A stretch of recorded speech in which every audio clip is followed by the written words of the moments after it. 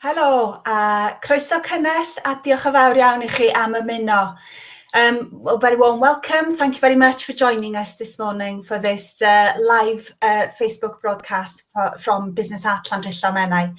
So this session this morning is about apprenticeships, and during the next half hour or an hour, depending on how the conversation flows, we're going to tell you a little bit about why you should choose an apprenticeship as your next option to get more qualifications, get more training and a proper foothold on your career ladder and your entry into the job market.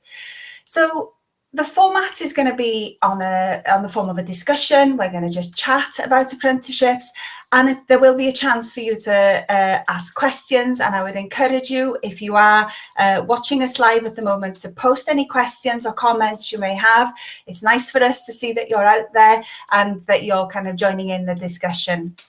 So we would welcome that. Claire's keeping an eye on the questions feed, and like I said, do join in. So the panel we've got kind of chatting today are all involved in delivering apprenticeships at Grŵp Llandrillo Menai, and they will talk to you about what it means for them and their experience of working with apprenticeships. So my name's Rhianwen. I work for Business at Llandrillo Menai, which is part of Grŵp Llandrillo Menai, and we're responsible for apprenticeships and other training services for businesses. So Grŵp Llandrillo Menai is made up of a group of 3 further education colleges: Coleg Llandrillo, Coleg Menai and Coleg Meirion Dwyfor, as well as Business at Llandrillo Menai. And you may have come across one or all of those organisations at some point. So apprenticeships. When young people sit their GCSEs at the age of 16, they usually have a range of options that they then need to choose from in relation to the next stages of their education and their job or career. Apprenticeships is one of those options for young people, and possibly better suited for young people and adults. It's not age restricted. It's better if you learn in a more practical environment, in a more practical way, and possibly in a work-related environment. And when you choose an apprenticeship, you're employed in a proper job. You're working at least 16 hours a week, for which you're paid at least the national minimum wage. And at 16, this is currently £4.15 an hour for apprentices. But apprentices who maybe start their apprenticeship a little bit older, so if you're over the age of 19, you're only paid the national minimum wage for apprenticeships of £4.15 for the first year, and then you have to be paid the national minimum wage relating to your age for the second and any subsequent years of your apprenticeship. Some employers do pay more than this, but that is between the apprentice and their employer. So the real value of an apprenticeship is the learning you get whilst you're on an apprenticeship. And during the course of an apprenticeship, you will gain a nationally recognised qualification at the level of the apprenticeship that you're doing, and any other qualification that form part of the framework for that particular apprenticeship. So an apprenticeship is a framework of qualifications, not just one qualification. And the framework could include other vocationally specific qualifications, as well as things like literacy, numeracy, or digital literacy. But aside from that, there is also a lot of non-accredited learning that you will gain when you're on an apprenticeship. And that is the learning that comes to you from when you're employed, things like a work ethic, experience, maturity and discipline of having to undertake the responsibility of a proper job. So it's a really good way of getting a foothold in the job market. Apprenticeships are available from levels 2 up to level 5, and you can even study a degree apprenticeship in certain occupations. And in Wales, these are all free. They're free to the learner, they're free to the employer. And so therefore you could even achieve a degree through this route at no cost to you if you're a learner. You could gain all that work experience, and you could go all the way to a degree level earning whilst you're learning, and not have to take a student loan and that kind of thing. So it's possibly really appealing. So in a moment, I'm going to involve the panel that you can also see on the screen as well as me. And I'm not sure at this stage in what order we're going to go. So it's just a heads up for the panel. Please be aware that I am now going to start bringing you into the conversation. If you are watching us live, please do remember to post your comments, and you could do that in English or in Welsh. The discussion will be in English, but we're happy to take your questions in Welsh if you prefer to post them that way. So on that note, then, I'm going to go over now to the panel and probably ask them to tell you a little bit about the routes of apprenticeships that they are more involved with. So I'm going to begin probably because Amy is top left of my screen. Amy, would you like to tell us about the apprenticeships that you're involved with? Yes, thanks, Rhianwen. So I'm Amy Thomas, and I'm the team leader for Health and Social Care based on the Rhos-on-Sea campus. Within our department, we deliver the health and social care qualifications, ranging from levels 2, 3, 4 and 5. When I say health and social care, that covers quite a broad range of establishments, actually. So this could range from people that are working in residential homes, in nursing homes, small community projects with that care for individuals with learning disabilities, and also domiciliary care where people are cared for in their own home. So it covers a broad range of establishments as well. We have a large team of health and social care assessors. Some are based over in the Rhos-on-Sea campus and some over in Llangefni. We cover geographically a wide area, so we cover Anglesey, Conwy, Gwynedd and Denbighshire. So that's really good. I think from my perspective, an apprenticeship is a really good way to develop skills further within the workplace, as well as gaining much more of an understanding as to why you're working in the way that you do. So I think it's really good. Also, from my point of view, it's really good to get a lot of learners that progress through the levels and progress career-wise through the establishments. And it's really nice from our perspective when you start with someone at a lower level and you see them work through and end up at a higher level, and that happens quite often within the sector. So that's really, really rewarding from every point of view, really. It's lovely to see the progression that goes through, really. So we would, although each apprenticeship at whatever level is maybe between like 12, 18 months, that kind of thing, we usually end up building a long relationship with those learners and their employers because they progress through the levels and we get to know them really well during that process, I guess. Yeah, definitely. It's really nice, you know, to see individuals develop in that way. It is so nice, you know. It's an alternative way of training and developing skills, you know, an alternative to the academic route, and it's a mixture. You know, there is more, particularly in the new qualifications with health and social care, there is a lot of knowledge-based stuff in there. So it isn't an easier option. It's an option where you can use a variety of different methods of learning to be able to meet your full potential and be able to utilize all your skills to the maximum, really. I think Claire's waving madly. Yeah. I've got two questions that have come in on the Coleg Llandrillo feed. The first one is from April, and April's asking, do we have any apprenticeships for mature adults?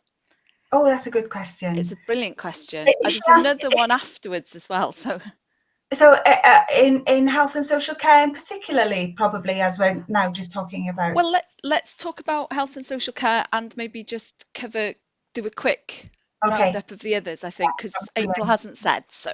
Okay, no problem. Okay, so we have a range of learners. You know, all of our learners basically are, there's no set age limit. The only thing with health and social care is we usually work with people that are employed in the sector already, but we don't work with people under the age of 18. So our apprenticeships range from 18, you know, and over. It's just due to the nature of the job, really. People under the age of 18 have to be supervised, but in relation to any mature students, the age range really, you know, we have a mixture of people, a mixture of age ranges really with it that do the qualifications. Does that answer the question?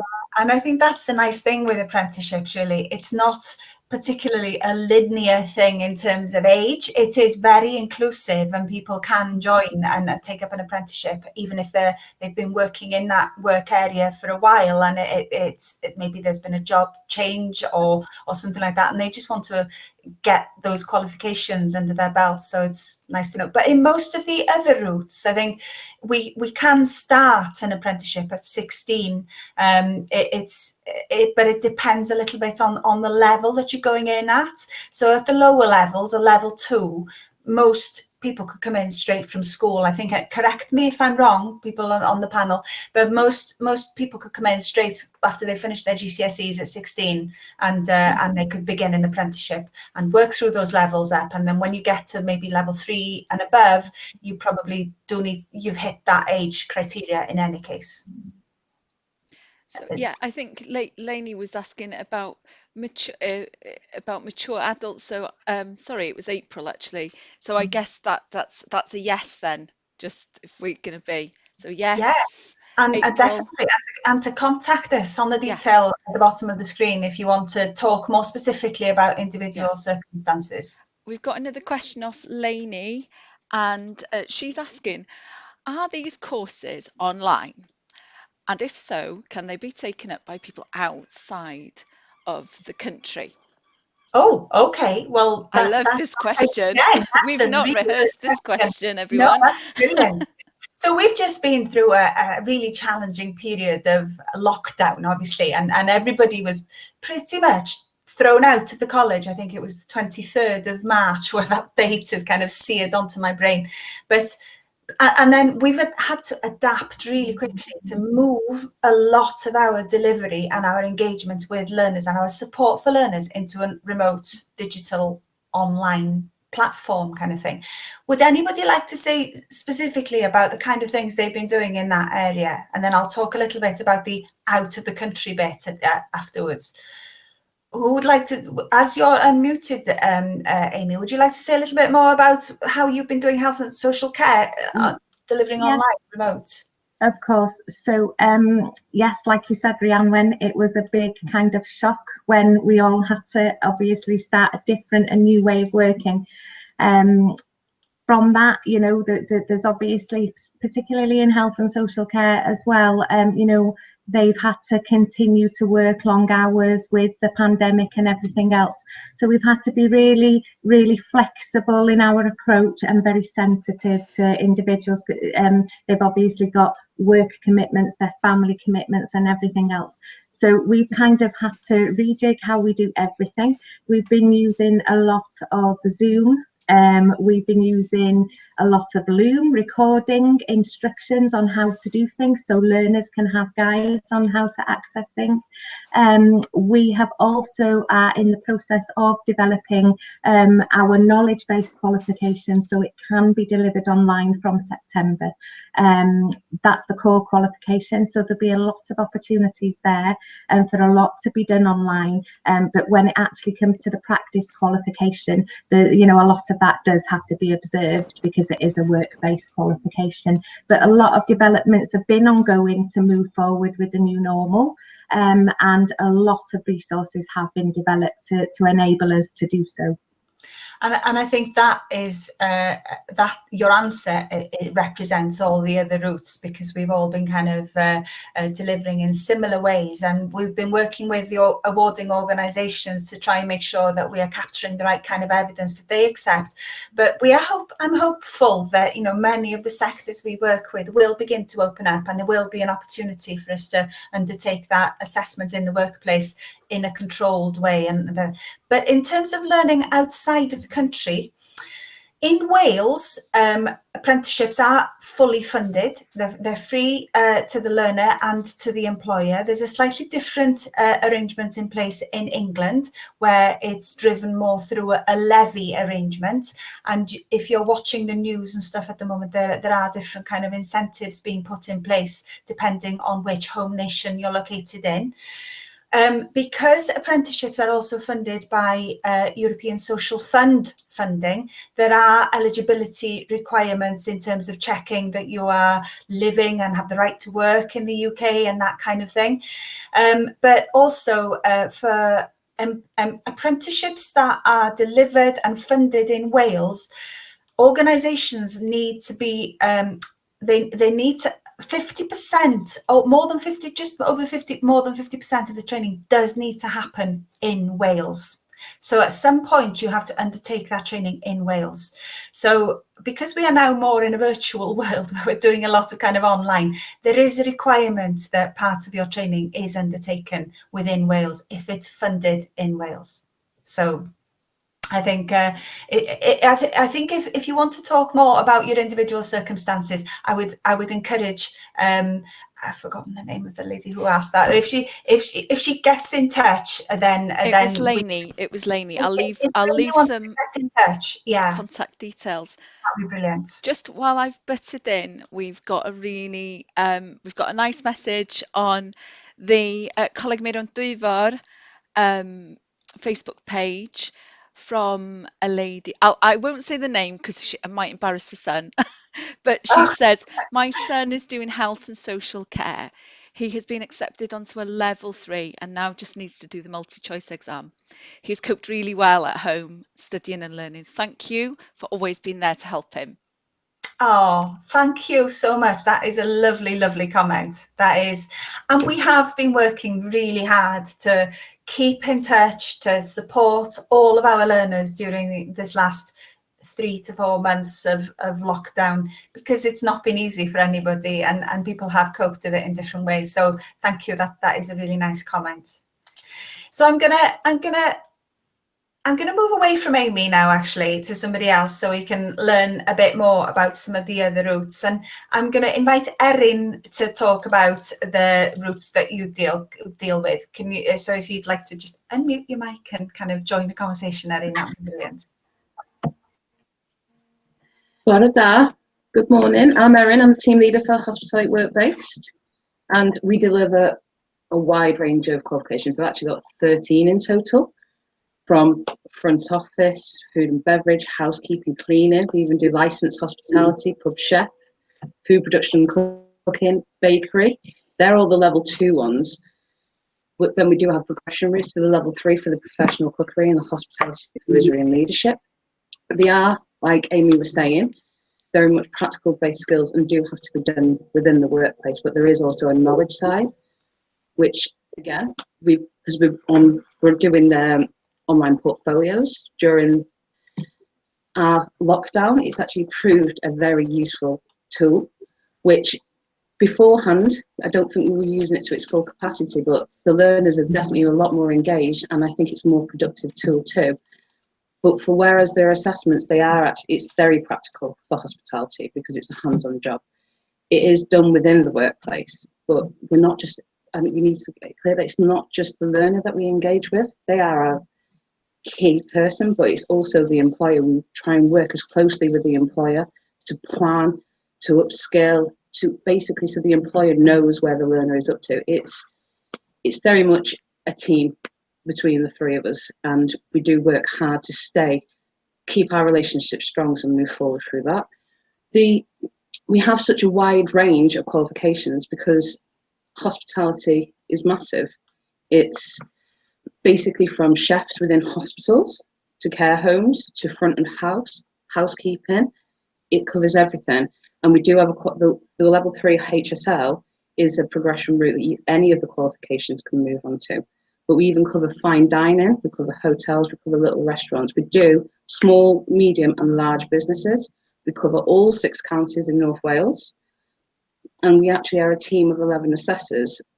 So we're a strong team, we're a big team, and we get all over North Wales, every nook and cranny to deliver. And that again, sorry. No, it's been a difficult time for hospitality because everything is locked down at the moment. No, well, not a lot can open. But then you mentioned the routes where people are working in health sectors, for example, and in school kitchens, maybe. So that you're busier than ever, really. We're still not allowed to go within the workplace. And like Amy was saying, with the ones that are actually still working with hospital kitchens, things like that, we do have to be very flexible to their work patterns and family life because they're extremely busy. But for the learners, they are engaging, but we're very flexible. It doesn't have to be necessarily Monday to Friday, 9 till 5. It's like we try and be as flexible as we possibly can to suit the individual's needs. Everybody's treated on an individual basis. No 2 learners are the same, no 2 employers are the same. So we are very flexible like that. So we do work flexible hours as well. And as you said, there's a different routes. Sorry, I couldn't catch that then. No, there's a lot of feedback coming from somewhere. It sounds like a growly animal in the background somewhere. You mentioned at the beginning of what you were saying that how many different qualifications and levels and routes that you actually offer. So within the sector that you deal with, there's a lot of choice available for people wanting to work in that sector. Yeah, because we have in total there's 13 qualifications in total, because we even have a qualification called hospitality services. Is for where, say, a learner is working within, say, a hotel or within a restaurant or in a hospital or anything like that. It covers different areas, so it's a combined qualification. So they could be one day on reception, they could be one day front of house in the restaurant, they could be also within the kitchen. But we have different cooking qualifications as well to suit the different styles, because hospitality it's a massive variety. We've even got pub chef qualifications for the different styles of qualifications, and then we've also got the BII licensed hospitality for people that are working front of house but need to know the licensing laws and things like that. But all the City and Guilds qualifications run very similar, where it's your MVQ, your diploma. It's very practical. You do have knowledge to run aside it, but then you also do have another certificate, which is your knowledge-based certificate. And they are 2 separate qualifications, but they do run side by side. So where we're upskilling you to get the knowledge, not just the skill. So you are progressing throughout the qualification, but you're building your knowledge by doing your job, not just by answering the questions, so to speak. And then if there is, the progression on it is brilliant. Yeah, and I think that I think to speak, but I think I don't know, Erin, can you just mute your mic a moment so that we're not kind of minimizing the noise just whilst I'm speaking? I think the range of apprenticeships available is really broad in that sector, but also what strikes me is that you don't have to be particularly an outgoing person. You might think to work in the hospitality and leisure sector that you would need to be always good with people and wanting, but there are plenty of kind of occupations within that whole sector that means that you could apply your talents in different ways, and we would draw and build on those skills of working with people in a different way. And it's people who are training to be chefs and more kind of the back of house kind of functions are all equally important within that industry, aren't they? So I'm going to move on now, really, to talk to a couple of the other people. And I'm just thinking now about during the lockdown period, probably quite a few people have been turning their hands to DIY hairdressing and beauty, and maybe taking up the clippers and the scissors and trying to do their home colouring and cutting their fringes and whatever. What would you say to some of those people, Joanna, who may be thinking as a result of that want to take part in an apprenticeship to do with health and beauty and hairdressing? Thank you. Well, now is definitely the opportunity and is the perfect time if you're considering that change. Those of you who may be giving it a go at home and have liked the opportunity, we have many placements that we do help you find. It is a very rewarding industry to be in. Our learners on board range from level 2 up to level 4, from the hairdressing, barbering and beauty therapy. We have continued to deliver our theory knowledge of our students with online classes through the lockdown, which has been very successful. They've all cooperated really well, and they've even continued to continue their practical skills of household members, obviously keeping social distancing as well. So definitely, if you feel like now is the opportunity to have that change, we're lucky. Hair continues to grow, and I think we're very fortunate in that industry. So there will always be a need, I think, definitely for the hair and beauty industry. I think as well, probably those who maybe have taken to having a go themselves are probably realising it's not actually as easy as it looks, is it? When you go to the hairdressers, people make it look so easy, but and when we are dealing more with this kind of platform, everybody only sees the front of it. Nobody knows what the back of your head looks like. So who knows what horrors are going on behind the scenes. But I mean, in a way, you do hairdressing and you do barbering qualifications as well. And it's, you know, it's a very inclusive sector, isn't it? You do welcome women and men to join those apprenticeships. And so what kind of numbers do you have currently on programme? We're in the region of 80 odd at the moment. We have a high percentage of men. I think it's only over the last few years that barbering's had the recognition where, as we all know, lots of barbers have opened up shops recently over the last few years. But I think they've only just realised the importance of learning the skills and the underpinning knowledge to go along with that qualification and achieving their City and Guilds NEQ qualification from it. How important it is to have that skill. So we do have a high percentage of barbers on the qualification, and they start off with a level 2, building up to the level 3 barbering, which will be a cutthroat shaving. Obviously, it's all delivered and assessed to the City and Guilds standards. And then you can have the opportunity to go on to do the level 4, which is more of the business side as well of salon management. But definitely, we have a lot more males coming in, but the barbering is also open to the females as well, and that's just as popular with the ladies. Yeah, I just wanted to kind of, in case somebody is watching us and thinking there's only women on the screen there, and I'm if any men are watching and thinking that they would like to, I think it's true to say of all the occupations that we're dealing with, they are all inclusive, and we do have male and female learners on programme, and we would welcome an application from anybody really. So I'm going to move on next to Sue to talk more about the routes that you deliver, Sue, because we talked about a little bit of management in certain areas. Would you like to tell us a little bit about the routes that you are involved with? Yes, certainly. Thank you, Rhiannon, and Bore da, everybody. My name's Sue Holsworth. I'm the team leader for Work-Based Business, based on the Roath campus, and we have a team of 13 assessors who will deliver qualifications in the workplace and online these days, and we go as far as Deeside, Wrexham, all the way over to Holyhead and all the areas in between.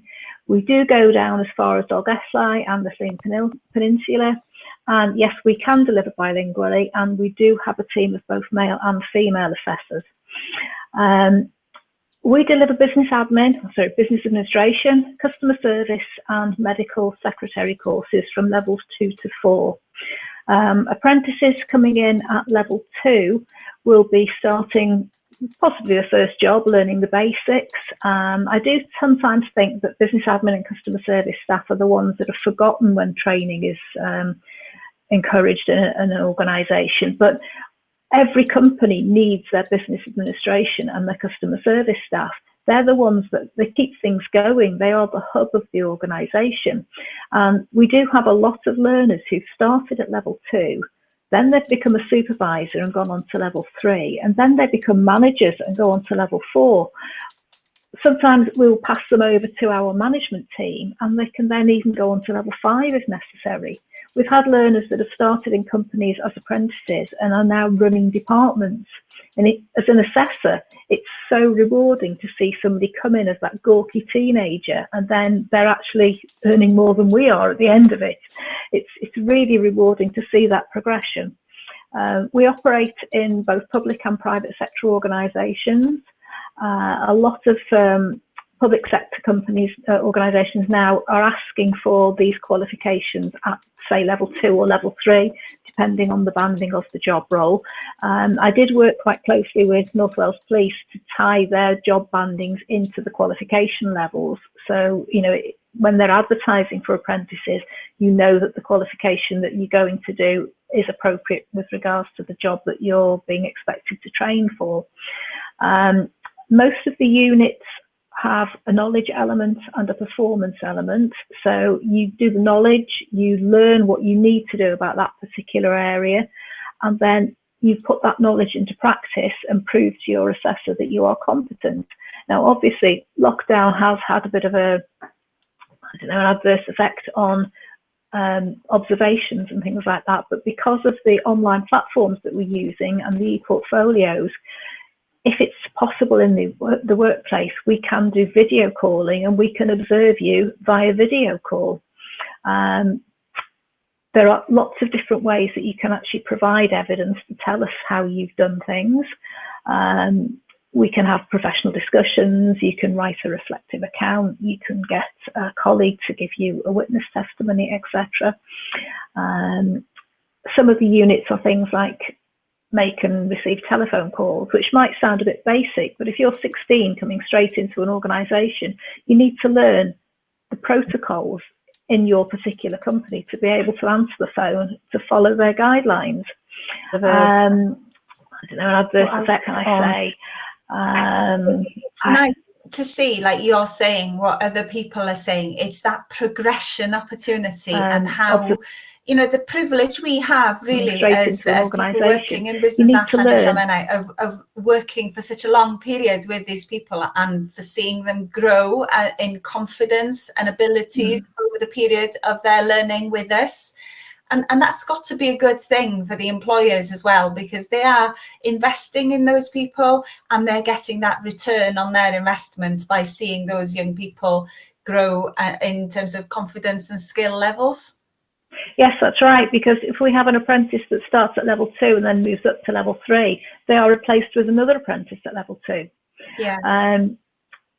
And you know, the level 4 qualifications, they're foundation degree level. So, you know, they are really respected. They're higher apprenticeships. Most of them will take between 15 months and 2 years to complete.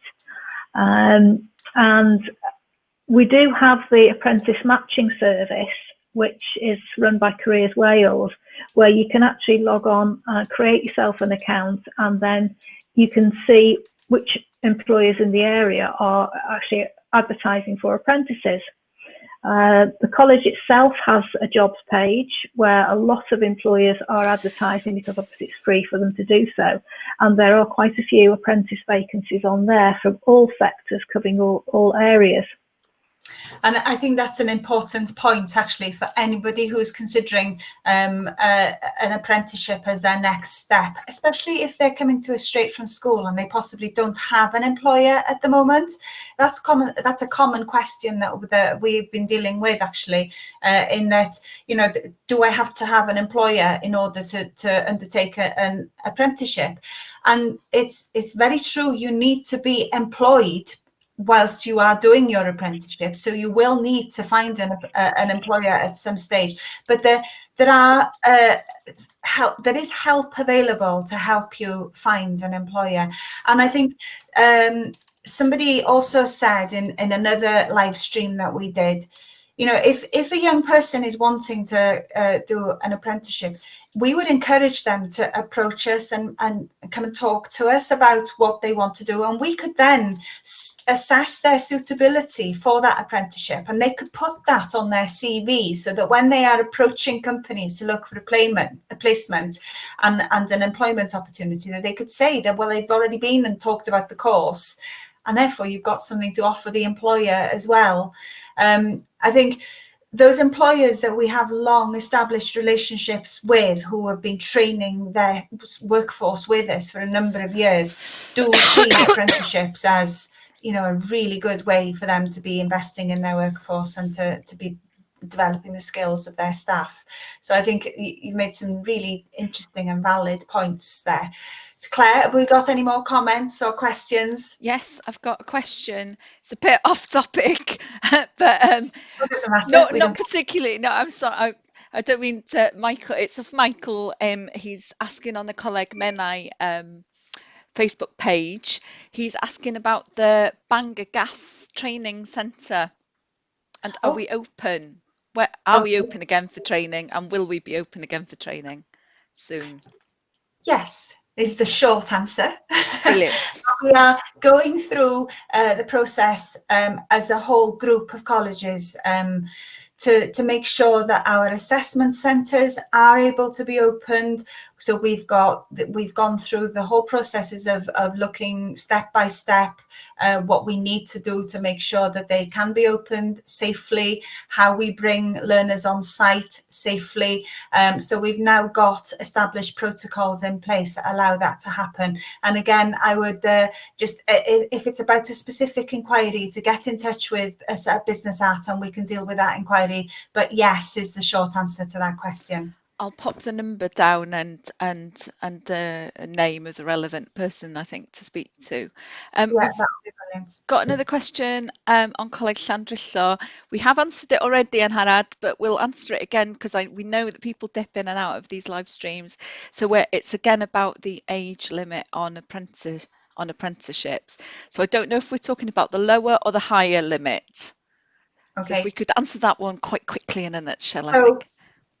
For most apprenticeships at level 2, you can join straight from school at the age of 16, and for some occupations such as health and social care and maybe the higher levels of an apprenticeship where you do need to be in a job role suited to that level of apprenticeship, and also that you need to have the experience, for example, for management and those kind of occupations, you do need to be slightly older. But then at the other end of the spectrum, if you are in work and you maybe change jobs, there is an opportunity for you to start an apprenticeship, whatever your age. Okay. I'm just coming back to you now. Julie, our colleague who deals with the gas centre, has sent me a chat saying it's opening on Monday. Fab, brilliant. So I will drop Julie's information into the Coleg Menai comments feed, or if Julie wants to go in and do it herself, maybe. Yeah, we can have a look at that. That's brilliant. I mean, none of our campuses are open as normal at the moment, but I think most of our campuses are open to learners who are invited on site, mainly to undertake assessments that are essential for them to finish their qualifications. Okay, we also have a comment on the Group Llandrillo Menai page from Karen, who is our colleague, telling us that we're all looking good. Thank you, Karen. That's always good to know. Yeah. So that's it for now. Okay, diolch yn fawr, Claire, thank you. Okay then, so I'm going to move on next to Joanne then, please. Can you tell us a little bit about the training routes that you're involved with? Thank you. So my name is Joanne. I'm a childcare assessor and team leader, and I'm based in Rose. I have a wonderful team of childcare assessors who can offer a wide range of courses, both in English and Welsh.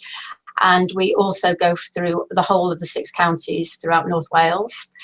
They have a wealth of experience, the assessors, and we also go into, if you want to work in a school or a day nursery or play work or after school clubs, breakfast clubs, after school clubs, children's homes, or even if you're a foster carer, then my team can look after you and provide a number of qualifications. Now, there's 3 qualifications. There's one, which is the childcare, which we offer at level 2 and 3 and 5. And come in September this year, we're going to offer level 4. We also offer a playwork qualification, both at level 2 and level 3. And this is very specifically for after school clubs. We also offer a qualification called CYP, which stands for Children and Young People. So if you're working in children's homes or you're a foster carer, this qualification allows you to be qualified. Now, in order to do the CYP qualification, you have to be 19. So this is a big difference. But the other qualifications, starting at level 2, can start at 16. But coming to the level 3, you do have to be 18. But the level 2 is a 16. We have a mixture of practical and theory qualifications, where theory is being done online at the moment, and we have what's called an e-portfolio, which is called OneFile, which the learners are submitting work. At the moment, we are not allowed to go out into the schools, but the learners are carrying on with their theory-based qualifications, so that's allowing us to complete the qualification. And I just went on the news this morning, and I've actually heard that the Welsh Government are going to offer hundreds of teaching assistants, that they're going to try and employ hundreds of teaching assistants in schools. So if you fancy being a teaching assistant, then keep an eye out on the news when this is going to happen, because if you decide and you get a job in a school, then Llandrillo College can actually offer the qualification of a teaching assistant qualification at level 2 and 3, which will hopefully then qualify you to work in a school with either a small group of children or a one-to-one basis, or even at level 3 where you take the actual class. So this is really, really good. And let's say it's hot off the press at the moment. And let's say the Welsh Government are going to offer hundreds of teaching assistant qualifications. Yeah, that is really, really good news, isn't it? And it's, you know, it's hopeful when, depending on how you listen to the news, you can listen to it and think, oh my word, it's all bad. But then there are glimmers of hope now starting to come through. And I think hearing news like that is really, really excellent, because, you know, there's opportunities in every bad situation, isn't there? And I think where we are now having to reopen our campuses, and schools are having to think about how they will reopen their schools and bring learners in, the need for supervision and supporting of learners as a classroom assistant will do, whilst you're enabling and supervising the distancing that's currently required. I think it does give opportunities for people who are thinking about maybe retraining, or young people coming in to think about working in those sectors. There's a lot of things going on that is positive for the advantage of young people, I think. A lot of my teaching assistants have been in school supporting the key workers, which is, you know, really, really good. And, you know, they're coming away with a wealth of experience of how to deal with change, which is really good. And, you know, like Sue was saying, we've got a number of teaching assistants and people in childcare who've gone from level 2 to 3 and then running day nurseries to level 5. So there is this progression, which is really good. And as Sue says, it's nice to see that sort of in 5 years from level 2 to level 5, they've progressed fantastically well. And the relationship from their assessor is really good. Yeah, and you know, it's just as we were talking about people who've been maybe trying to cut their own hair. I say trying to cut because we're not, and none of us who are professionally trained, we can only just try. But you know, people will have taken this crisis, this pandemic, the lockdown period, to think and to reflect, and maybe to volunteer in sectors where they have not worked in before, and they might really be thinking about a change of career, or just kind of be considering things differently to the perceptions they maybe held before. I know with health and social care, we've seen some fantastic examples of what it's like to be working in the health and social care sector. And I don't know whether people saw the Rod Gilbert work experience. You know, it really was heartwarming, and how valuable an occupation that is. And hopefully people will have seen more coverage on TV of the occupations that we're talking about here, and think, I wouldn't mind having a go, really. So here's the place to come and ask about that. Claire. Oh. Hi, Rhiannon. Sorry, it takes me a minute to unmute myself. I've got, there's a couple of questions on the Coleg Llandrillo Facebook page. Yeah, our colleagues in FE aren't going to like this one. It's from Ali. Is there any way to change a normal course to an apprenticeship if you're already enrolled on childcare for September? Okay, right. We would. Okay. You must be doing a fantastic PR just job go on around apprenticeships all here. of hot water. I might be kind of not well. We would encourage any learner really to finish the qualification that they have started on.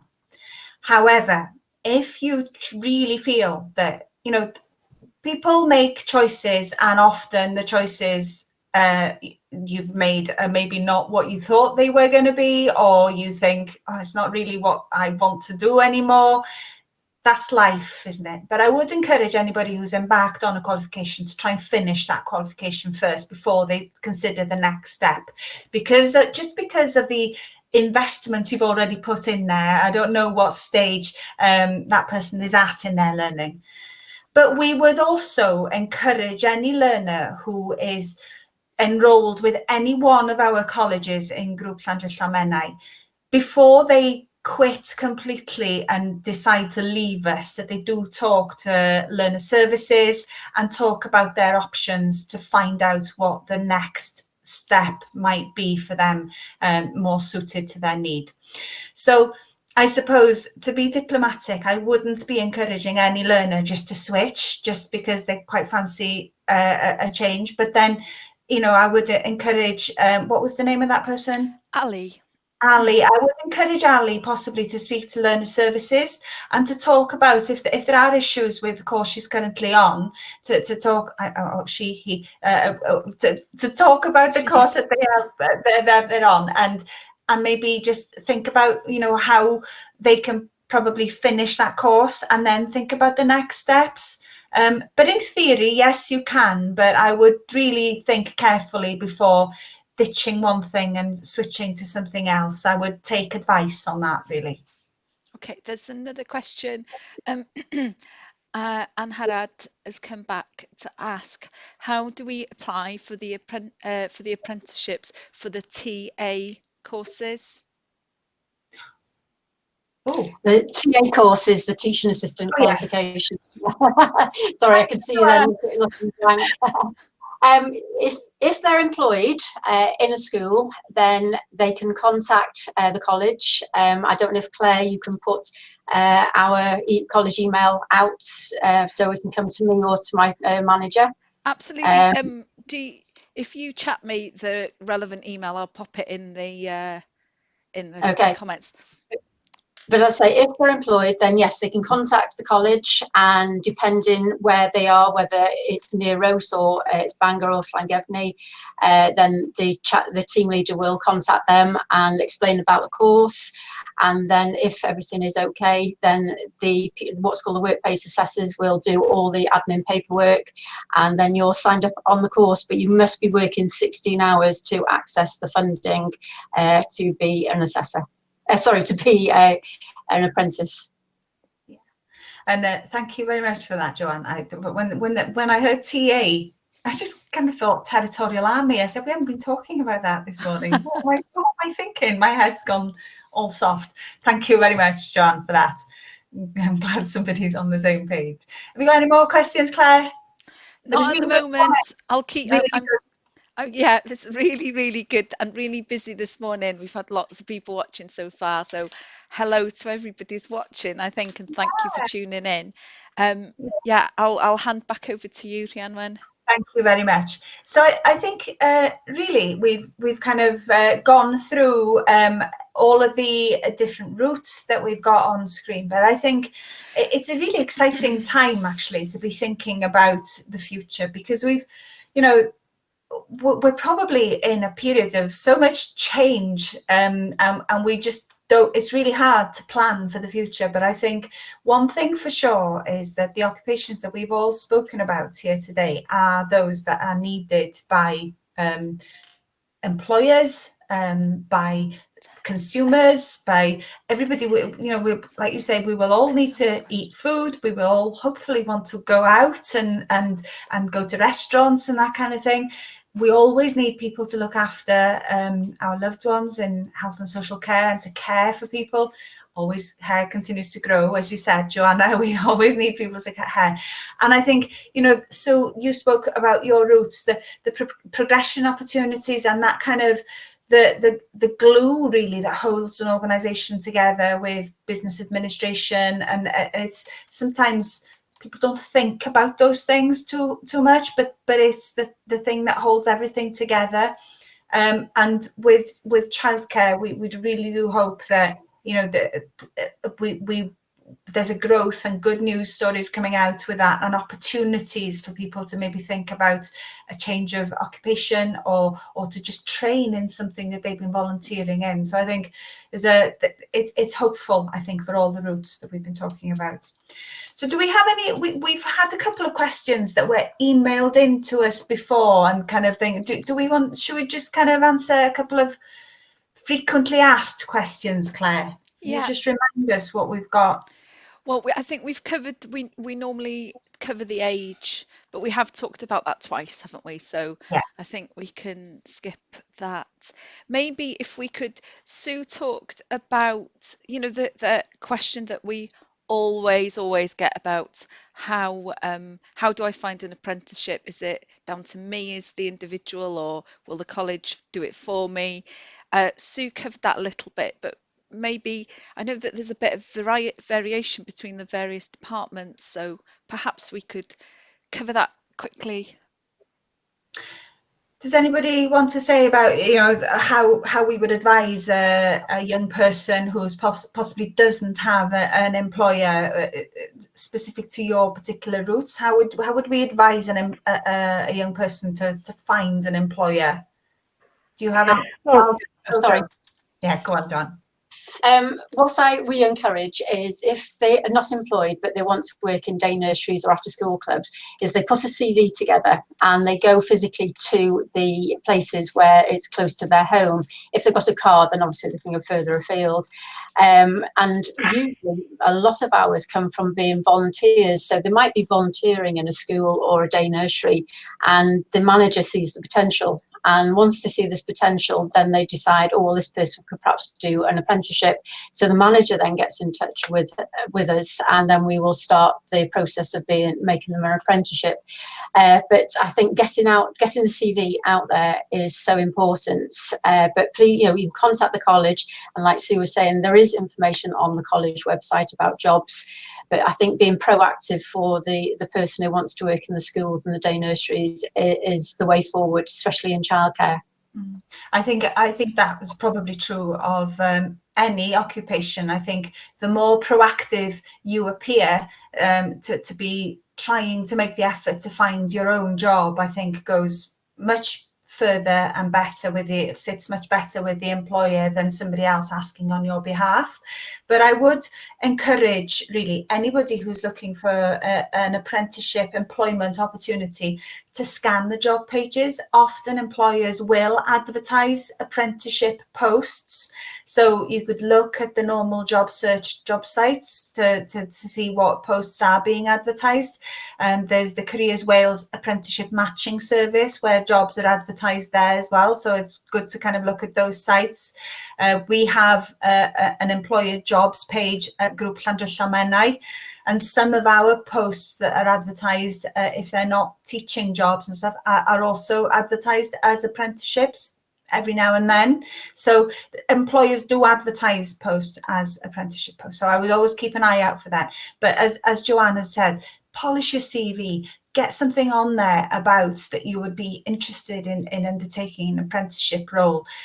Say that you've been to speak to the college about the routes that you want to train in, and find out so that you can tell the employer, if they are not already aware, why taking you on as an apprentice would be a really good deal for them in terms of all the training they would get, and that would be free to them, and that it's a way for them to invest in you. So I would just kind of gen up and do that bit of homework and get yourself out there really. One thing I'd like to touch on actually is the support we provide for learners. You know, often we get learners who are maybe found that the academic way of learning has not suited them particularly well, and that may be for a range of different reasons. And we've already touched upon how inclusive apprenticeships are, and that really, you know, we will always focus on the things you can do rather than the things you can't. And when you start an apprenticeship, we would put you through a series of, well, there's quite a lot of paperwork, as with everything, but there's also a series of tests. But that's not to test you, it's so that we could identify the support we need to put around you. Because I think, as Erin said, an apprenticeship is a very individual thing, and the support we give you is tailored to meet your needs. So if you do have issues, you know, with poor literacy, numeracy, there is support to help you kind of brush up on those skills. If you do have conditions such as dyslexia and stuff, we have a fantastic team of people who can support you to kind of overcome ways of getting your evidence in place. So there's a lot of support available, and we're also very inclusive and welcoming of anybody who possibly has neurodiverse conditions such as autism, Asperger's, that kind of thing. You know, we would welcome anybody really if to think about an apprenticeship as a way, because I think everybody here has spoken about how rewarding it can be, how easy it is to build on those skills, and how you grow through that process. That's probably enough of my voice. Just conscious that we might have some employers watching, Rhianwen. So I think it's probably as the last thing that we cover, if there are employers watching, it might, and this has made them think about taking on an apprentice. Maybe we could just round off with something for them. Well, I think before I hear my own voice again, I would invite anybody else to say about how we work with employers to support an apprentice in the first instance, and then I'll maybe wrap up. I'm just looking next. Go on, Sue. Thank you very much. Well, we have, as I say, employers in both private and public sector, and we tend to have it as like almost a triangle. So it's the learner is the heart of everything, but we do link in with the employers and keep them updated with regards to progress. On the electronic portfolio, the one file, the employer will have their email address included so that they can go in and have a look and see where the learner is up to. They're invited to make comments on a review, because we have to do a formal review every 56 days.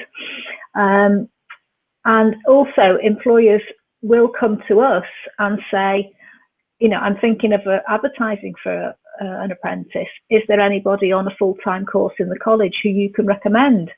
Which we have done before now. We then liaise obviously with our further education colleagues to try and identify people that we can put forward for these vacancies. Also, employers might be thinking of creating a vacancy and don't realise that they can offer apprenticeship learning, even if they're not actually paying minimum wage. They may be paying more than minimum wage. They don't have to pay the minimum wage, because, you know, that old adage, you pay peanuts, you get monkeys, doesn't always work, because there are learners that are prepared to work for that lower money because they can see the light at the end of the tunnel. However, some employers will pay more. We, as I say, we keep in contact with the employers at every stage. When we have an employer that's really supportive, it's wonderful, because it's good to see that they are investing in their staff. They're giving them the time, they're giving them the opportunity to improve their skills, to learn more. And yeah, like I say, it's a triangle. We keep the employer informed at all stages. I think you've hit the nail on the head there. It is a triangle. It's a partnership between the learner, the employer, and the training provider that we are. So it's very much a partnership approach. And I see waving, Claire. We got any more questions? Yeah, well, a comment. I just wanted to, I thought this probably will be the last one, but Michael, who was asking us about the gas centre, has just left a comment saying thank you for being so positive, sharing so much about how things are progressing. I'm sure so many will be motivated and inspired by this chat. So that's really good to know. That is nice to know. Yes, thank you very much for that. But I think just to go back to the point of employers, we will need employers to offer apprenticeship jobs for apprentices.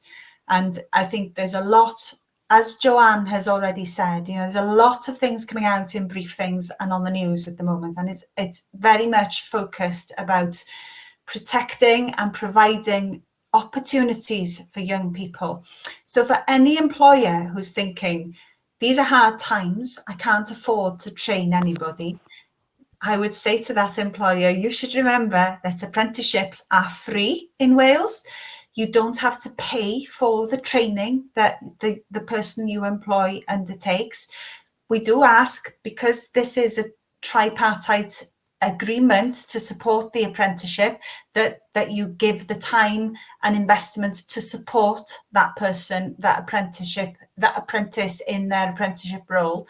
But other than that, the cost of the training is free. And I think that's worth for any person applying for apprenticeship jobs to remember, to remind the employer it is free and that it is a very, very good deal for any employer. But we would encourage employers to contact us. Sorry, Rhianwen, Yes. I'm just wondering if it would be worth mentioning as well that with apprenticeships, we do recruit all year round. So it's not just over an academic year, that we do take on throughout the year and work the whole actual year. We do indeed.